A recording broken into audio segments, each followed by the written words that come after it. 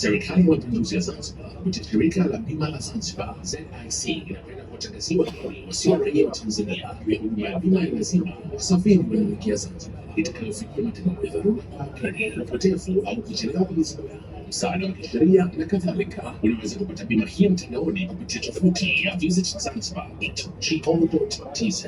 Mawasiliano zaidi tupigie simu bure kwa nambari 0800000800 au namba ya WhatsApp 0659072500 au tutumie barua pepe kupitia inbound@zic.co.tz.